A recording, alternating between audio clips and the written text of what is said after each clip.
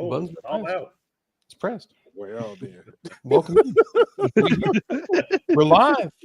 What's up? Are we recording? Oh, yeah, we're fucking Yeah, going. we're going live right now. We're fucking going, bro. I hope so. Anyway, welcome into this AFC South Show 220. My name is Curtis Brown. I'm the host of the channel. With me, as always, my resident co-hosts, Eric, who is filling in for the usual Isaiah. You can find Isaiah, Eric, and Trevor over on Third and Teal. Make sure you like, subscribe over there. Also, check out Let's Talk the video files. Like, subscribe, notification bell over there. Do the same thing at the bottom right for Unstable. You can go ahead and check them out on X at unstabled_CPN. You can also find Jeffrey here across a litany of podcasts from time to time. So check out Tag Team Talk. Make sure you check out Justin's efforts with Kingmaker Sports. Like, subscribe, notification bell. Do the same thing for Titan's Table for Two and our main man, Andrew. Didn't mean to rhyme that time. I should. It's still happening. But yeah, make sure you like, subscribe, notification bell for Titans. And do the same thing for That Real Texas Team podcast, as well as the Twitter channel. This AFC South show, SHW at the end there on X. Made by one of our. I thought the sign said Titan for the only two fans. No. This is made by one of our young fans, aka my daughter, and it's we love y'all, Dad and Christian. Oh, Yeah. Right on. So love you, baby. Oh, All right, show it on the pod. Oh, God. so sweet. Oh. All right, gentlemen. Onions. In a This is week, my away sign when it's not my turn to talk. He's crying behind the sign. in a week, we were all underdogs. Only one of us got the win, that being the Colts. Titans. Oh, So if you're No. new here, the winner always waits, and the biggest loser goes first when we do recap. Yeah. And before we get into all of that, let's ask the Uh-huh. main questions here. Is anybody banged up after the game? Anybody missing anybody major? Andrew? we are Jeff Simmons came out of the game really early. I believe it's a hamstring injury for our boy Jeff. He tested it out, couldn't go. Snead left with a quad about halfway through the game, a little bit after half, and they've already announced that it's going to be a while before he comes back. I wouldn't be surprised if Snead has played his last game in the Titans uniform. The other like little bumps and bruises, but those are the two biggest ones for sure. And then we don't have a head coach, so also injured there. Jeff, And the pride. any injuries for the Colts, Jeffrey? It was nice. Kenny Moore came back, but I think he's still dealing with it. Like, you could tell he was trying to still stretch when he was on the field. So it has him listed as an Achilles still. He didn't participate today. But I mean, other than that, they came out of this game relatively healthy. Josh Downs, it looks like he's coming back from his concussion. Jalen Jones was activated, so his window is open for the 21 days. So as soon as he comes back, that'll be much welcome. But as far as injuries go, it's nothing really changed from last week. So they came out of this pretty healthy. Okay. Eric, any Jaguars? Well, good? not necessarily. No. It's just same old thing. People we went into the game injured. Devin Lloyd, Murray with his neck issues, but he still played in the game for a little bit. Just regular crew that's been on the injury reports, leading up to the game. Nothing major. Heard. Nico Collins is dealing with a concussion. He did not participate, and neither did Christian Kirk. So the Texans are looking down the barrel of Week 8 without the top two receivers. And then Dalton Schultz was a limited participant today in practice. It might be more of a precautionary thing, but it is something to keep an eye on, especially if you're big in fantasy, because he blew the fuck up last week. So But all right, gentlemen, let's get into this recap. Well, I know we're a little late as far as, it's Wednesday, and it's a little late to be doing it, but hey, we're fucking here now, so let's get it. Eric, 35-7 overseas. Man. Before we get into it, here No, was Robert, we don't. Yeah, we do. Our guys can catch a football. Dude, I started looking at mock drafts like 2 weeks ago.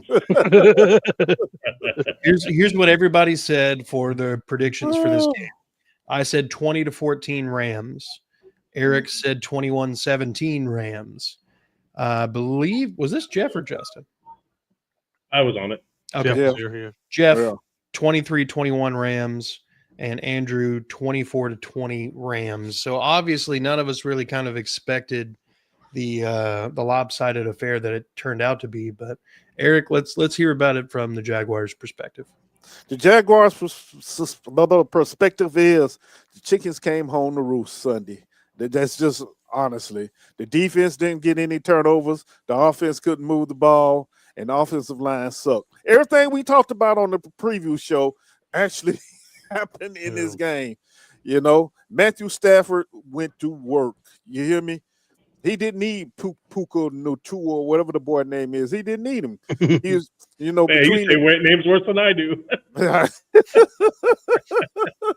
Hey, I'm old. Leave me alone. These new names, man. But yeah, it was horrible, man. Penalties. Had 18 penalties called, 13 of them accepted. I mean, that's a lot of penalties. We had a punt return call back because of a clipping call. Which would have changed the momentum in the game. I think it would have made it like 21-7 or 14-7 at the time he returned it.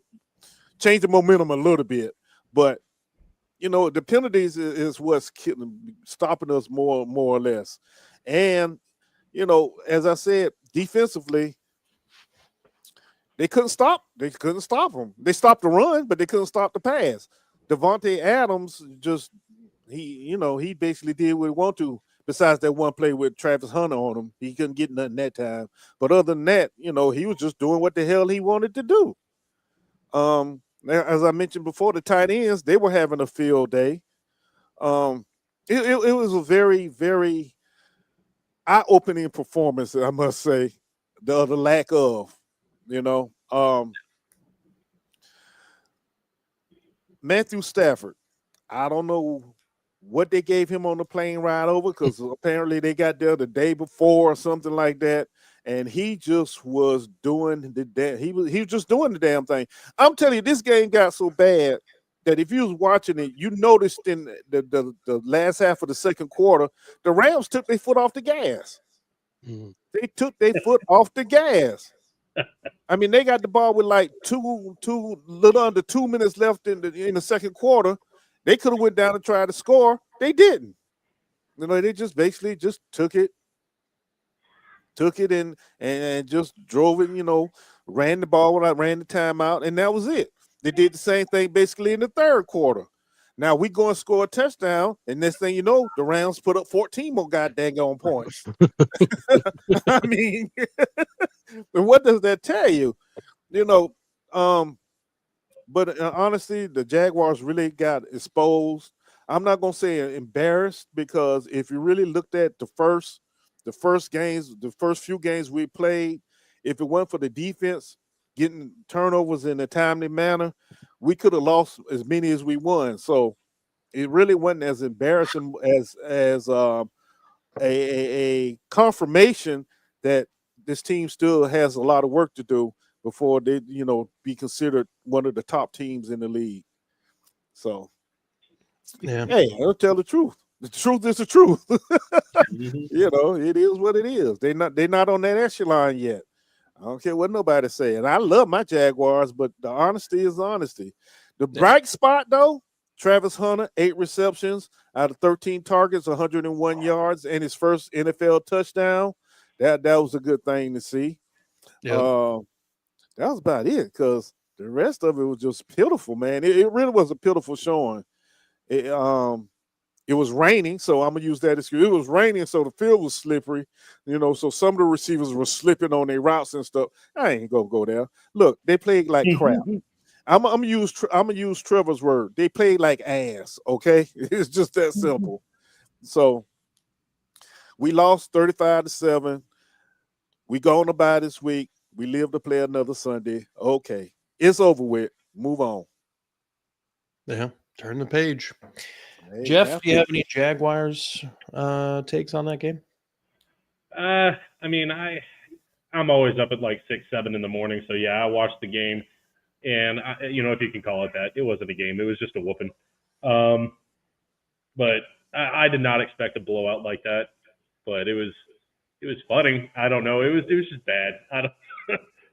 Yeah, one more thing, and I don't know what. Hold on, Jeff. One more thing. I don't know what the hell going on with Cam Little, but he needs to get together. Ever since he kicked that 70-yard field goal in preseason, he's been ass, in Trevor's word. I don't know what's going on with him, but we need to fix it. Because I do believe a lot of the fourth down decisions that were made was based on his inability to kick field goals. I really do believe that. So that seems to be a developing problem that needs to get fixed between now and our next game. Yeah. Okay. I'm sorry. Go ahead, Jeff. No, you're good. Yeah, that was actually a really good point. Their inability to kick, so they just kept going for it, turning the ball over. It was a bad game all around. Not for the Rams. It was just a bad game. I mean, I it's hard for me to talk too much shit because we did have that Matt Ryan year, and we've been there. I've been there, so it's hard to talk a lot of shit. But it was a not the game that you'd hope to see. It's that 8:30 in the morning game. I thought it would be a lot more of a defensive game than that. I think we all did. More than one. Yeah, I mean, that's 100% what everybody was thinking. Yeah. Andrew? Yeah, honestly, this game kind of reminded me of like week 2 against the Rams, week 1 and 2, where penalties. I mean, we scored a little bit more points, but like penalties, like you're not going to win many games with 11 or with 13 penalties. 13 accepted. Yeah, 13 accepted. However many were called. 18. And this is a team that has feasted on their defense causing turnovers. Right. And that's like they've been like a bend but don't break and take the ball away at the right time kind of defense. Mm-hmm. And they just didn't. Like Matthew Stafford, I don't know what was wrong with his neck, but whatever was wrong with it, I hope it happens to my quarterback because it was he's been playing. Whatever. Brandon, he old. Good point. He old, and he's not playing like he old. Right. 21 for 33 and 5 touchdowns. And it's insane. It really is. This Rams team is going to be scary. They said we played all 4 of us already in 7 weeks. They got 5 wins, 4 of them thanks to everybody's team here. So that's gonna be a scary team going forward, especially like they were able to do this without Puka. Devontae Adams showing you that he's still got it. Yeah. It was cool to see Travis. Like, they've been trying to get Travis Hunter in that end zone all year, and he finally did it. Finally got him in there. You can tell that was like a goal of Liam Cohen's was getting Travis Hunter a touchdown, and he finally got him in there. It's good to see him pop off. Brian Thomas looked like he fell back to what he was doing the first few weeks of the season, dropping the ball. True that. You know that's so common now. It's not even mentionable no more. You're like, okay, yeah, he's doing the Brian Thomas thing now. Yeah, for sure. That's crazy. One other thing, we only ran the ball 19 times as a team, the whole damn game, 19 times. Y'all been a really good rushing team too. Yeah, I mean, it's hard when you're down 21, but but still, just 19. You can't get completely. Oh, I got you. The Titans rushed 12 times. So, Trevor threw it like 48 times or something like that. Mm-hmm. That shows you just one dimensional all the way around. I know you're trying to play catch up, but come on, do a little bit better with the run game. Well, we've all seen this Rams pass rush. It's elite. Yes. Rams, like we all have been. And I think maybe the Colts probably did the best against it just because they probably had the best offensive line easily out of the division. Without a doubt. Like they I still blame. I mean, they lost this game. They made mistakes. Whatever. They lost that game. But Adonai Mitchell is the real reason they lost that freaking game. He took 2 touchdowns off the board against the Rams. I'm still bitter about that. That's why that motherfucker is not starting, and that's why he's sitting behind Gould and Doolin. He's still in the doghouse.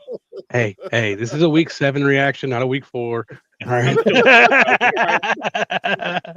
Definitely triggered him, didn't we? We triggered Yeah. him on that one. Yeah. So irritating.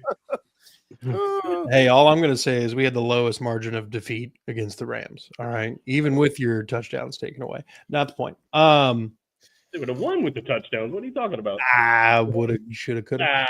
Man. We played them really close until the 4th quarter. Well, we played them close at the beginning. Now, Yeah, how about yeah. that? It was 0-0 for the There game you go. started. There you go. Exactly. Heck yeah. Yeah, but it was an eye opener. As I say, the chickens came home to roost. Sunday. So, hey, we got the bye week this week. Hopefully, we get some things straightened out. Starting with the offensive line. So that's it. Yeah. Right now, fading in and out of this over here. I don't know if you guys are seeing that, but my feed keeps cutting off. Can you hear me? Yeah. Okay. Now we You're can. fine. You wait Okay. for a second. Interesting. Anyway, I did enjoy that the moment Brian Thomas went out the game, Trevor Lawrence was like, "Oh, I forgot Travis Hunter's on this team," and just targeted the hell out of that man. I would have liked it earlier in the season because that's, I drafted him and stuff. But I think for that, I think he's developing his routes as the season's gone on because they were feeding him early in the season, but it was very much like screenplays, really short. Right. And now they're letting him, giving him the ability to go downfield and make plays on the ball. It was more like they was using more as a gimmick than the actual, Yeah, a little gadget kind of guy. route. Yeah. I but think he's developing. Yeah, that Rams front four ate the Jaguars offense alive.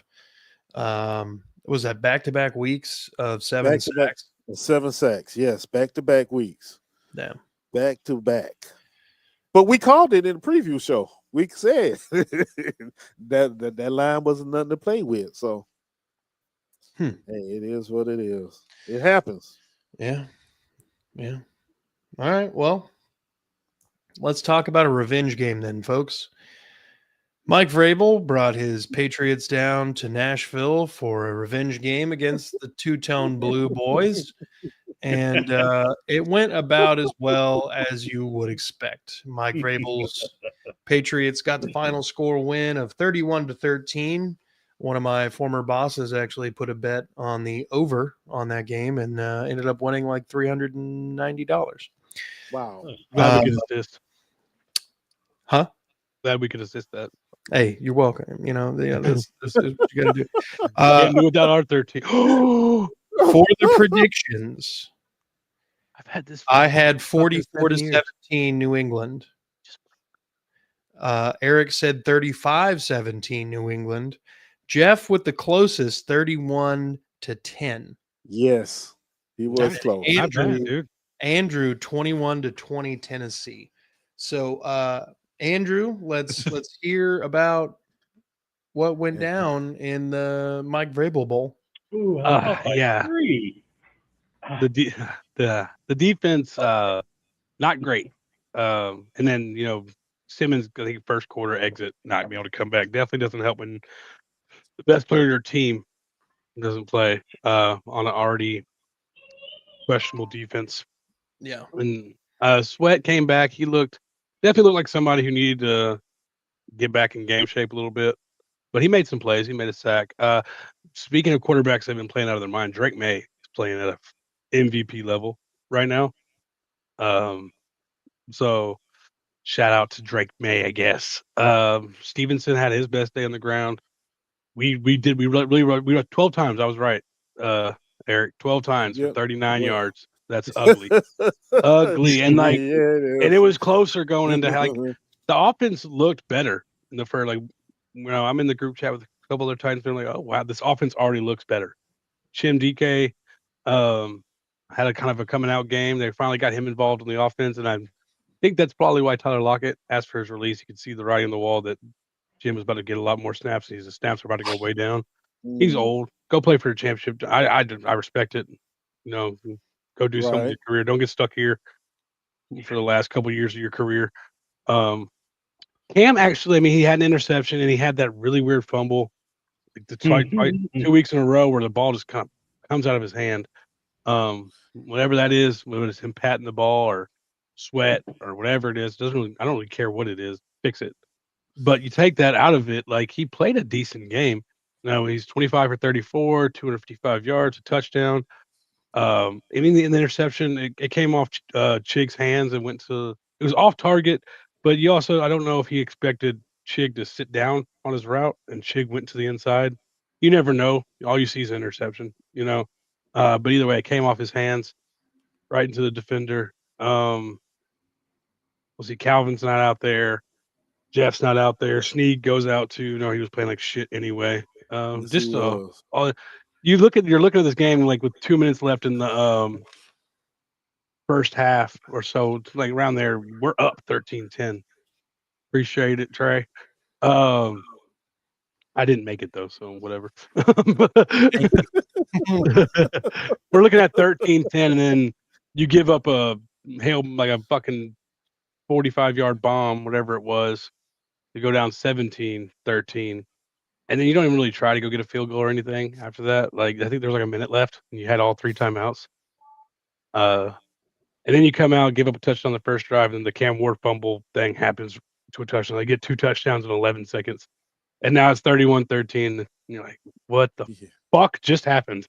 Like it was 2 drives ago. It was 13-10. What the hell just happened? And it fell apart fast, and we weren't able to pick up any steam. Don't blink when you're watching the Titans game. So I'm hoping that we can take what we did in the first half on offense and build on that. So there is like a little bright spot of like, hey, if you really enjoyed what the Titans offense in the first half, Cam Ward kind of to do what he wanted to do, and if he can figure out how not to fumble the ball, maybe you're looking at a different game. I don't know. It was really damning when was it Booty that came out and was like, "Oh, tell us about that touchdown you got right before half. That was like that 40-yard touchdown." And he's like, "We just took advantage of lazy cornerback and safety play," and that's like, and Snead's been playing lazy. It's like this, for instance, the Texans game where he kind of locked up Nico for most of the game and then gives up a fucking 2nd and 32 without even putting his hands on him. Like, I don't know. It's going to be a rough season. Another bright spot still is Cedric Gray. So I think he's like top 5 in tackles, and he's playing at a great level. But if you want to have anything, like your young guys are looking good. So Cam is getting better each week, I feel like. He still makes a bunch of dumbass mistakes. But we've seen quarterbacks that have elite rookie years just burn out in 2 seasons later, and quarterbacks that struggle and I think I'd rather see them struggle a little bit and grow from those things, and just it'd be easy for him. You know what I mean? Yeah. Like make the mistakes now when we're not in a window right now. Like we're building. So make the mistakes, learn from it, and if you want to say anything about him, he wants to be good and he's willing to put in any kind of work to be great. So I'll take what it is for now. Val, Jeffrey. I called it. No, it was like you said. It was actually a really close game there in the first half, and I was actually surprised. And then like you said, wheels kind of came off. And again, it's hard to be critical. It's the last couple of years the Colts have done a lot of similar shit, and it's I've been there. You have to act like you've been there, and the Colts definitely have been. So, but yeah, it was a really good first half, and then just they just completely let it go. Yeah. That's all. I was just watching on Red Zone. Don't blame you. Eric, it's like, another touchdown. Hey, I'm gonna lie. This was the first weekend Wait a minute. Okay, this is the first weekend. I thought I heard it coming through my big speakers. This is the first weekend where I actually got to watch each team play their Yeah, they're all individual different game. windows. Yeah. Yeah, this was the first weekend, so I said, let me see what Tennessee gonna do. And 13-10, I'm like, okay, they putting up a fight. That's good. But somewhere in there, the fight went left real fast. Mhm. And I'm not even gonna lie. Halfway, I think it was like 24-10 or something like that. I dozed off, and I woke up and it was 31-10. I'm like, what happened? 13. Okay, 13. My bad. See, I lost it, but I'm like, dang, that went left real fast. Did. It really did. But hey, I'm not gonna knock the Titans. Everybody got to go through them growing pains with a new quarterback. Defensively, yeah, Snead. I was laughing. I'm like, man, they paid that guy all that money. And he just trash. Just not giving a fuck. Yeah. So, but overall, it is what it is. My favorite words. It is what it is. Tennessee is Tennessee for right now. So sorry, dude. I feel your pain.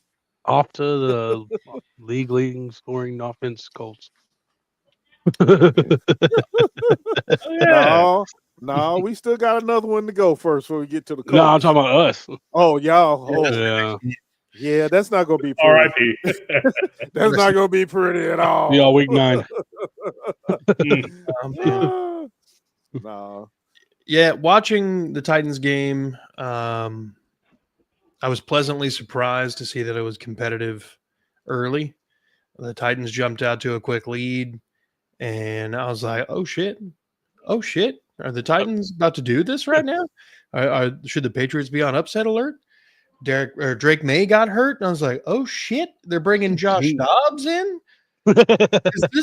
Is this about to happen?" And then it didn't happen, like at all. It went the opposite direction. The 180. They were just like, "Fuck it." We forgot what the plan was anyway. So, I don't know. I do wonder at times if there is either like a financial benefactor or something happens when you put on the two-tone blue as a young quarterback, where you just like the hero ball aspect and then like the random turnovers, because like the last two have just like all the turnovers, like Will Levis doing the floopty dupes, and then fucking Put that in Madden.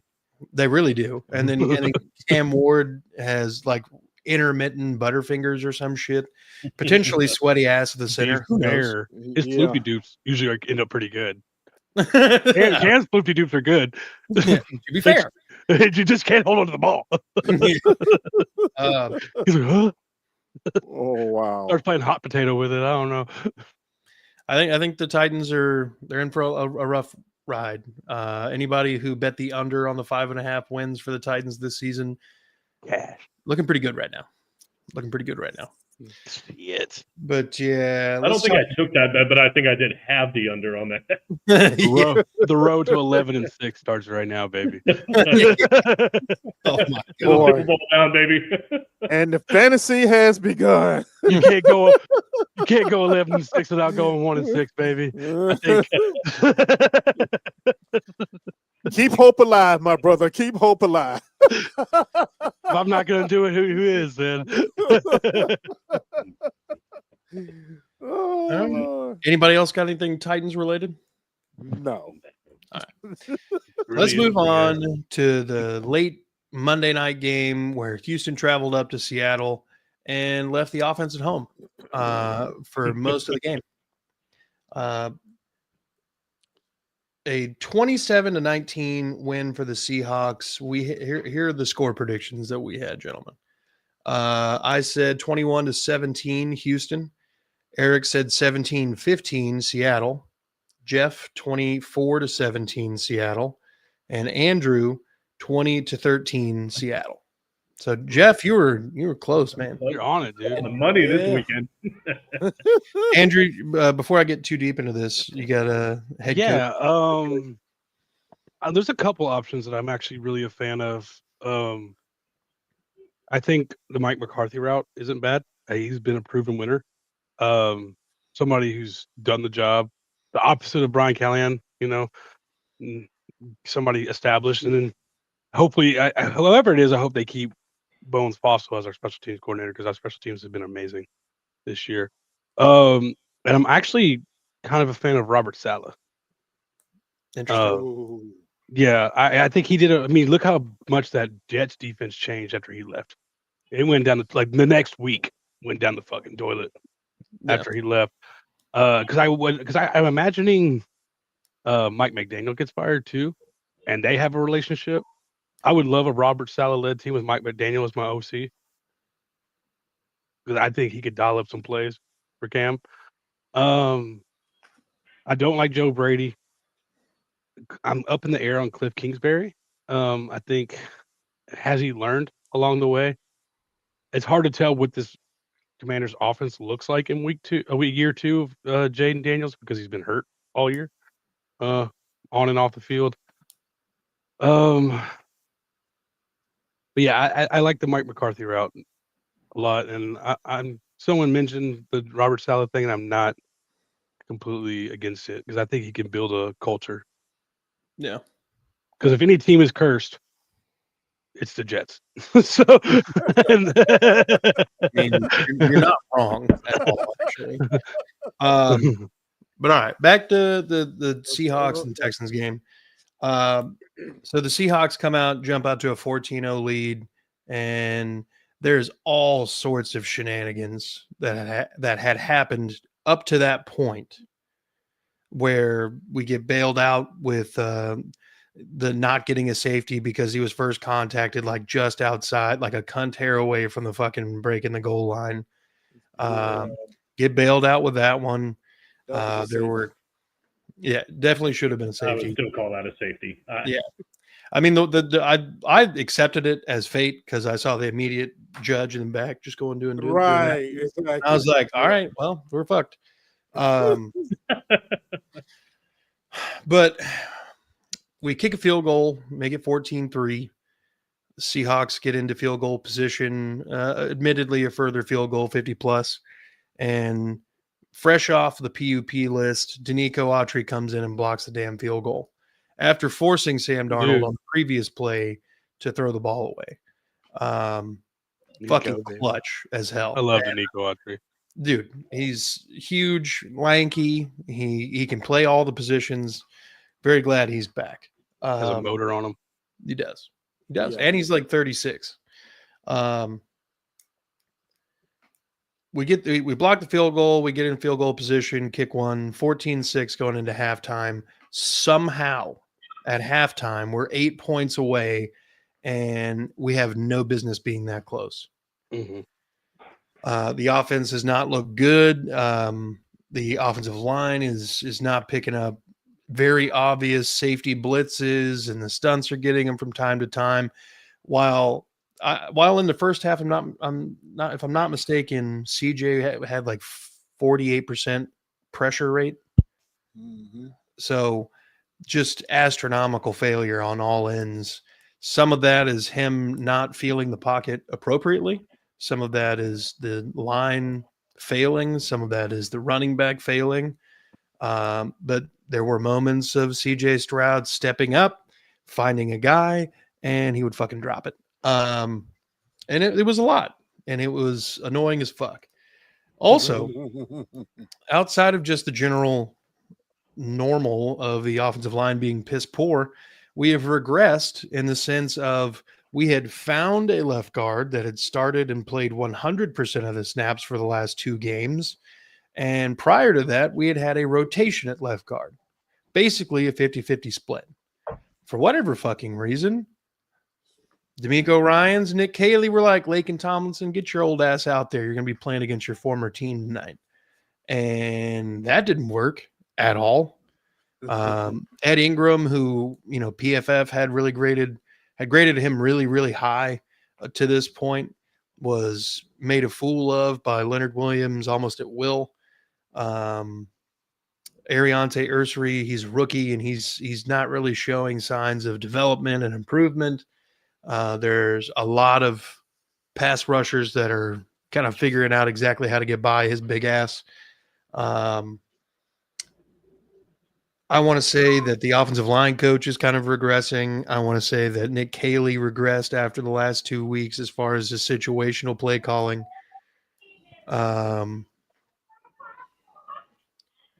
Fantastic at left guard. He was right guard. Yeah.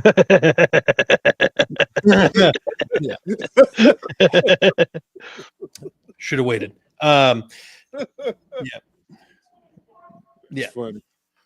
But look, there were several situations in the second half after Will Anderson does the strip sack that we recover in the end zone for a touchdown. By the way, hats off to the fucking defense. They're the only reason we were in this game. They're the only reason we're in most games. The offense looks worse than, the worst day of Bobby Slowick. So immediately after we scored that touchdown, they were like, fuck it, go for 2. It was 17-12. You go for 2, you get it. You're 14-17, field goal away from tying it up. They don't get it. All right. If you just kick the extra point, it's 13-17. All right. Later on, they have another drive that kind of stalls out, and then they end up in a 4th and 15, just outside of field goal range, and they have to punt. Or they go for it, rather. If they would have game planned on trying to set themselves up for a kick, that's 3 points. Well, guess what? Now we're 16-17. Then there's later on, you got a goal line stand where the defense bows up and you can't do anything after a 9-yard run to get you down to 1st and goal at the 1. You throw the ball 2 straight times and then throw the ball a 3rd time and nothing fucking happens. Mm-hmm. You kick a field goal there. It's 19-17. Maybe at some point the Seahawks kick field goal, bring it back to 20-19. Maybe everything else unfolds the exact same way and they get that other touchdown and it's 19-27. But then you factor in the late game effort where the offense finally gets into the end zone with the Woody Marks receiving touchdown rather. And you're looking at a tie ball game. All the only thing you got to do is just, fucking the offense that is anemic and is allergic to scoring points. If you just take the points that are given, you're in this game a little bit better than you think you are. It's a lot of overthinking. There was really, really bad 3rd and 4th down play calls on a 3rd and 1 and then a 4th and 1 right after it. This was just a complete and total failure from D'Amico down, with the exception of the defense. And the defense, we were the first team in, I think, since 2000 to have 4 turnovers caused in a game and lose. Yeah. It is annoying at this point. I'm over it. I don't understand why the Buccaneers can dig up Tom Moore's dead ass to be the fucking offensive assistant, but we can't bring somebody in to help Nick Caley fucking figure out how to play, like how to call plays. We got nothing. We can't call anybody. Like, what's Gary Kubiak's old ass doing? I know his sons are scattered amongst the NFL, but like, where the hell is that old man at? We got to figure out something. If that means we fire Nick Caley and we let somebody else call the offense, fine, fuck it, let's go. He was not my first choice anyway, but it's not like I get to call the shots anyway. So, all right, gentlemen, who wants to dive into that one? I'll dive in on it. Yeah, I feel like this offensive line and CJ Stroud is wasting an elite defense. Yeah. Causing 4 turnovers. man, you held them to 2 and 14 on third down or something along those lines. Yeah. I mean, they had 100 yards rushing, but it took 33 carries to get there. Yeah. So it wasn't like they had a good yards per attempt or anything. A lot of penalties on both sides this game. That Yeah. yellow flag was out constantly. All the time. Yeah. So, I mean, it was just a really good defensive game, honestly, and a better offense won. Sam Darnold didn't look as good just because he looked all year, but he looked better than Stroud, and that's all he had to do, honestly. JSN might be the best receiver in football right now. He's definitely in the conversation the way he's been playing this year. He's tearing everybody up. I'm not sure if anybody can guard that guy right now. Yeah. But yeah, this offense is pathetic at best, really, and that's coming from a team that's scoring the least amount of points in the league.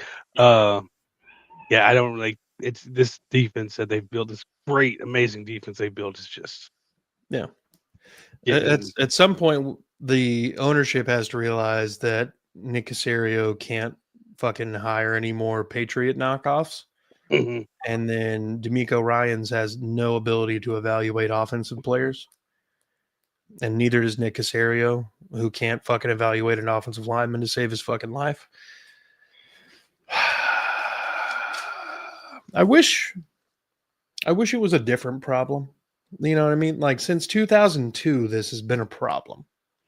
Mhm. You know, like the Texans have never just been like, oh, that offensive line, you know, fuck, you can't do nothing against that one. There was like 2 years from like 2010, 2011, and then after that, that was like the peak of our offensive line. It's just been a constant stream of how do we get back to that? Right. Nick Haley's hapless, and I fucking hate this man. Jeff. I mean, there's not a whole lot to say other than, you know, I didn't stay up for this game. Honestly, it was, you know, I had to be up at 5 o'clock in the morning, so I score watched for like a quarter, and I saw 14-0, and Yeah, no reason for me to stay up for this one. But so I don't have a whole lot of perspective to add to it. But like y'all said, you know, the Texans defense is really good. They create turnovers. They keep them in the football game. The offense just cannot do anything. Their offensive line isn't great.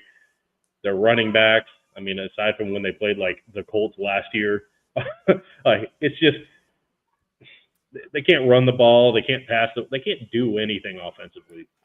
Like you said, they've got to figure something out. Like something's got to give.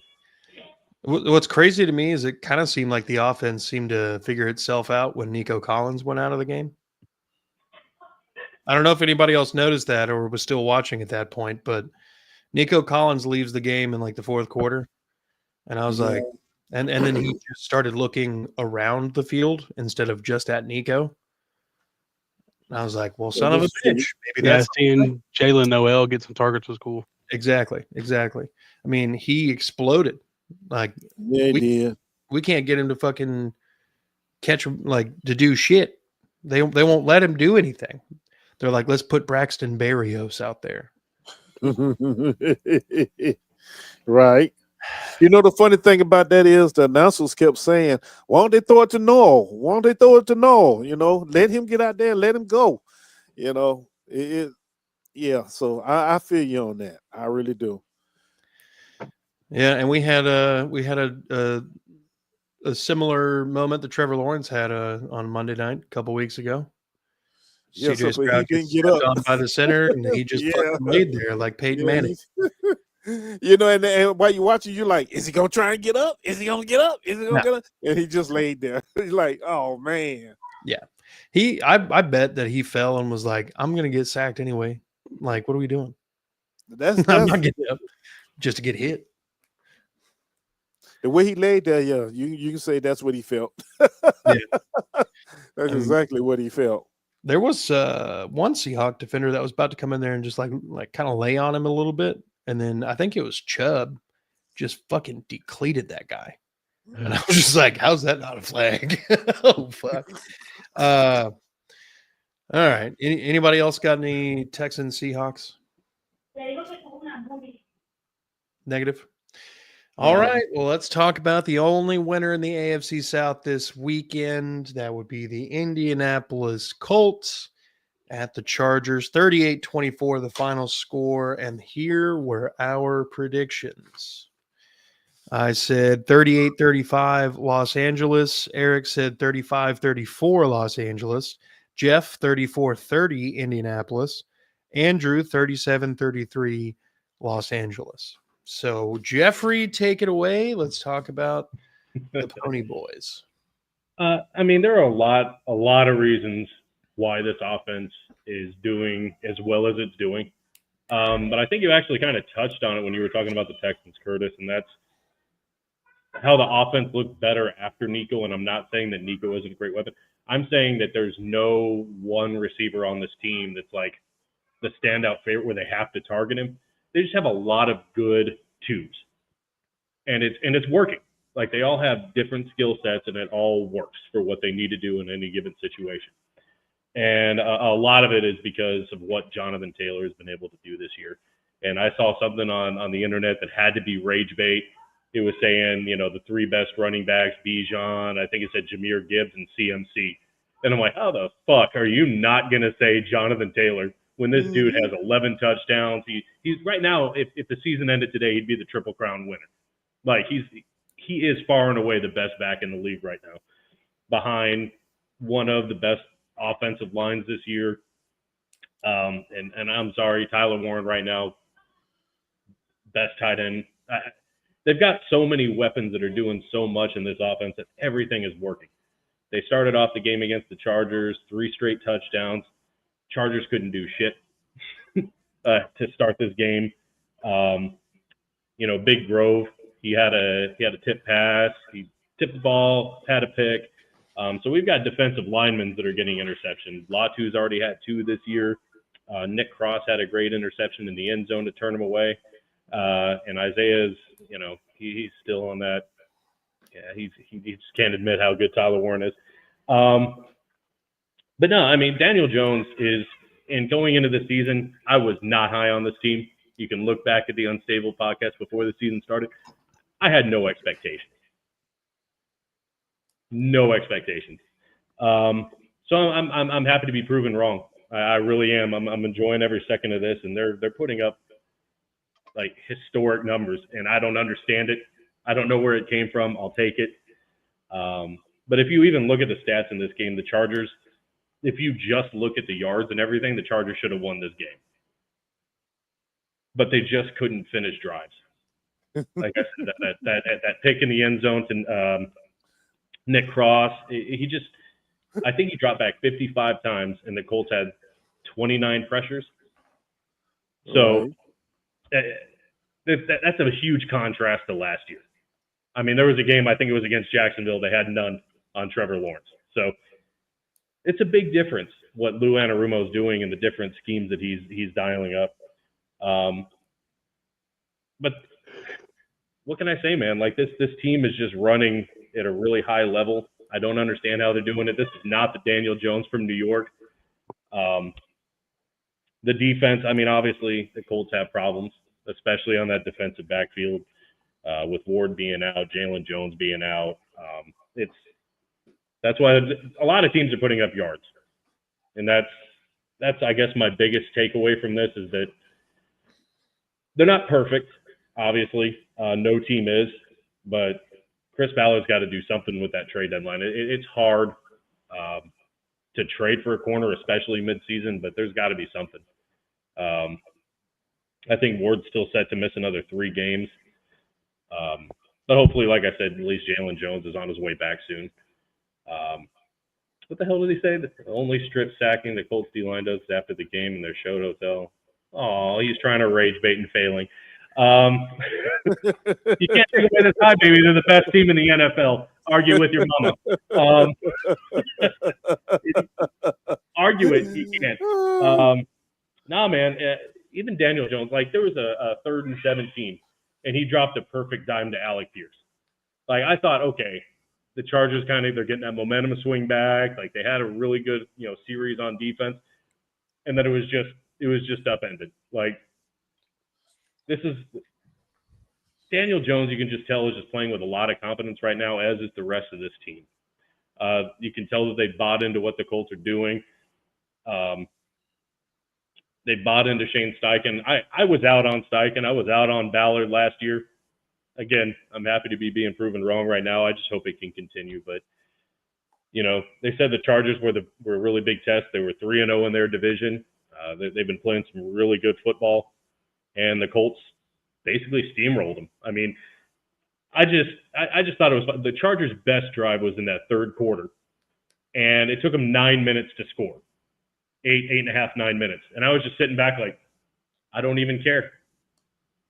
Because the Colts are giving them those 8, 9, 10, 11 yards. They're staying in bounds. And then it was like a 3rd and 1. And Herbert does a quarterback sneak to, get the first. I'm like, go ahead. Tick, tick, tick, tick, tick. That's all they did. Like they won time of possession. They won plays. And I was fine with it. Because the Colts already had it. And all you did was just play into what the Colts had. A 9-minute drive when you're down that big. It was funny to me. Yeah. I didn't even care that they scored. But yeah, it was a great game. The Colts played really well. They did everything they needed to. They played keep away in the first half and just ran up the score. The banana boat is an abomination. Yeah, those outfits were terrible. they were. That's probably why Daniel Jones didn't throw any interceptions. How the fuck could you with those outfits? Yeah, those a banana. Those are some bright uniforms. They were. Yeah. But yeah, that's about all I got, man. Jonathan Taylor, another 3 touchdowns. Tyler Warren with another touchdown. Michael Pittman starting to score in the red zone. So this is all stuff that were all problems going into the season that are just it's seemingly have corrected. Yeah. Eric? Look, this is my first time really watching the Colts play. And honestly, I came away very impressed. I was impressed, especially by the offense. Jonathan Taylor looks like the old threat that Jonathan Taylor used to be, when he first came into the league, where you just hate to see him get the ball because he can take it at any time. So, yeah, he really good. And of course, my favorite Colt of all time, that is a Jaguar killer, Alex Pierce, is still doing Alex Pierce stuff. I don't know how that cat gets open downfield so often, but he seems like in the game there's 1 or 2 times where he's running by himself, and he doesn't miss many of them balls either at all. So, yeah, I was very impressed. The defensively, yeah. It's okay. It's all right. The front 4, they handled their business from what I watched. Now, I don't know about you. They did handle their business. So they put pressure on my boy, so Herbert. So it was an impressive showing. And Tyler Warren is okay. I'll give you that. He's okay. In the NFL. Yeah, I give him that. He's okay. He's okay. I watched it. I'm like, oh, okay. I see what he's talking about now. He got a little something to him. In a couple of years, I can see maybe an all-pro written all over him if he stays healthy. But I'm not gonna say that too often. But I'll take it. But yeah, overall though, I came away impressed with the Colts. So it was a good showing. I just wanted to kind of chirp on what you just said. I said at the beginning of the year, and I knew it wasn't going to happen, but the Micah Parsons thing makes so much more. I was talking about it. I speculated. I did like half of an episode of Unstable with it, knowing that it wasn't going to happen. But I'm like, right now, a trade like that makes way more sense. Like if they could have just had Latu, Buckner, Grover, because Buckner did his damn thing in that game. Yes, he did. And he's still a monster. He's old, man. He's getting up there, but he's still good. He's so good, dude. But nah, like it makes so much more sense now. But Ballard's got to pull the trigger on somebody. There's speculation about Crosby, but he's got to do something. Like it's clear the Colts are trying to make a run, and come on, Ballard. Well, the Raiders informed Crosby that they're not going to trade him. Probably. So they I don't should, know but yeah. Honestly, if the San Francisco game goes as bad as I think it could go for the Texans, Danielle Hunter might be something. that we'd probably move on from. You trade him to a division. No, It would probably be for a pick, bro. Hey, we got plenty of those. Anyway, Andrew, Colts. Yeah, dude, the Colts are really playing amazing complementary football. The offense isn't turning the ball over; they're scoring a lot of points. The defense is giving up yards, but they're not giving up points. And that's not just in this game; that's in general. Like they average, I think it's like 20 points a game against them. And when they've had one game where they didn't score 29 or more points. One. So this offense is playing outstanding. They said they don't get the ball up. Their special teams has played really good. They've only punted like 12 times, but when they have punted, it's been elite punting. Yeah, Roberto's good. Gould, I think he's averaging close to 30 yards of return on the kickoff. I don't think the punts have been as great, but still, like close to 30. Like they're doing it in all phases and helping each other out. Like when they say complementary football, the Colts are doing it to a T right now. And Daniel Jones is doing everything you ask him for. Make the right reads, don't turn the ball over, play within the system, and ride Jonathan Jones. I mean, at this rate, Jonathan Jones could break the fucking touchdown record for a running back if he keeps going at this rate, which is like 28, which is wild, but he already has like, what, 10, 11, 12? 11. Did I say Taylor? What did I say? Did I say Well, Taylor? Jonathan Jones. Yeah, I said Taylor, right? I know what you meant. You said Jonathan Jones. Oh, I meant Taylor. Yeah, sorry. Taylor, yeah. It's late, dude. I've been up for like 20 hours. But yeah, I mean, the Colts are playing like every team in the NFL wishes they could play like right now on all three phases. Like they need help on defense, but they're, like I said, you can give up 1,000 yards a game, but if you give up 20 points, you should be sitting pretty fine. So, and to Buckner, what did he have, like 10 pressures this game? It's crazy. 2 sacks. He was all over the place. Insane. Yeah. So, no, shout out to him. Yeah, let him. But yeah, kind of like to piggyback on what you're saying, like just how good this offense has been. And I am not saying that Peyton Manning and those teams were not good. But historically, the Colts have not put up points through the first 7 weeks like they haven't. Yeah, I mean, you can look at their opponents and say, well, they haven't been the best in the NFL. And they haven't been. Some of their opponents were, the Dolphins, whatever. But, playing like they're playing, it's not by accident. Like, they're putting up big numbers on NFL teams. And this is things like Peyton Manning and those offenses did not put up the kind of points they're doing right now. This, like you said, this is a complimentary team that's just playing really well. Like, I don't want to say perfect, but their offense has been pretty damn close to it. Yeah. And I'm not going to do what everybody thinks I'm going to do, which is just flip out, man. But it's fast approaching. It might be here, the time to give the Colts a little bit of flowers. If I can get through this, it hurts. I did it just now. It hurts. The pain. Yeah, it does. It does. It might be a heart attack. I'm not sure, but yeah, Daniel Jones is playing out of his fucking mind. Isaiah. Later, Isaiah. He's playing out of his mind. Jonathan Taylor's playing incredible football right now. The offensive line is opening up holes so large that you could probably drive one of those wide load trucks through it. It's got the little racer car up in the front with the flags. Mm-hmm. You could drive any fucking vehicle through that.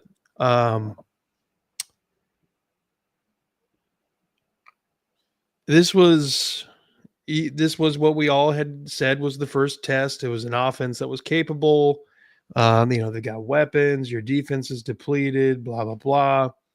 And they went out there and checked all the damn boxes that the Colts possibly could have checked, and made Justin Herbert, who is, some people want to make Justin Herbert, an elite quarterback or a face of the league or whatever.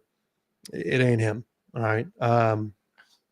Anyway, he's good. Hold on to the Colts. He's really good. So cute though. Hold on to the Colts. 38-24 over a presumably a playoff team is It's nothing to wag your fucking finger at. This is an accomplishment on par with, having played any other good team. I mean, there's some interesting stuff coming down the stretch for them, but With the Titans. Not this week. Boy, if they lose to the Titans, I'm telling you, you're not going to hear the end of it. You're not going to hear the end. I'm be like, let's do that like Saturday at Sunday at 6 o'clock. Let's do the reaction show right now. I'm pumped the fuck up, baby. I gotta wear this hoodie. They only gave me one. I was wearing this hoodie, so I gotta make sure I wear this hoodie. That's right. That's what it was, obviously. Anybody else got anything Colts related anymore? You know what I often say, when you hear things like, well, they didn't play anybody, or look at their schedule. Look, the other guys get paid just like everybody else. They're not going out there just to lay down on the field and just get run over. You know what I mean? So if the Colts are winning, they're beating teams that's on their schedule. They're not hand picking them. Their teams were picked for them. It's the NFL, baby. That's what these guys get paid to do. Yeah. I mean, 6-1, number 1 seed in the NFC right now. You got to give it to them. They're doing the damn thing. That's right. What is the favorite Buffalo doing? They done floundered. They struggling like hell. The only team that's really impressive out there right now in the NFC is the dang on Colts. So, whether you like them or not, you got to give them the flowers. That's enough, Eric. I know. I was gonna stop right there.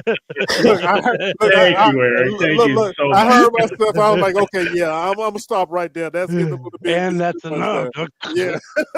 Don't want to make his cowboy hat not fit anymore. But the Patriots have looked really good too.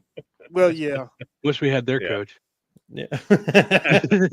If only what could have been. Why don't you see if you can get him? Once you see if you can get him, huh? Yeah, I am a firm believer that he was going to go to New England regardless.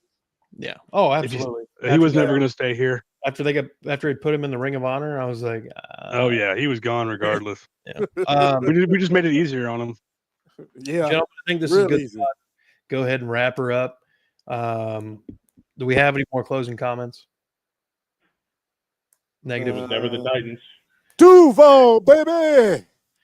I was this close to saying fuck the Colts, and I didn't. And then Jeff's gonna come through with that. Look, it ain't even worth your breath to say fuck the Titans anymore because they are. Yeah, dude. You got bigger fish to fry, dude. Fuck off. Yeah, I mean, why even waste your breath saying it? All right. Grow up. I want to thank you all for checking in with us and watching. Like, subscribe, notification bell across all the channels you might be watching from. Do it on Facebook. Follow us. Head on over to Titans Table for Two to support Andrew and Christian if you're a Titans fan. Head on over to Unstabled for the Colts fans. See Jeff and Justin holding it down. Jeff and Justin also hold it down on Tag Team Talk. And then Justin is the fantasy guy, and he's got Kingmaker Sports. Make sure you subscribe over there. Fantasy football. Huh? Fantasy football. That's what I said. Fantasy. This is not an only fantasy. Well, you said fantasy. I just wanted to clarify football. Football.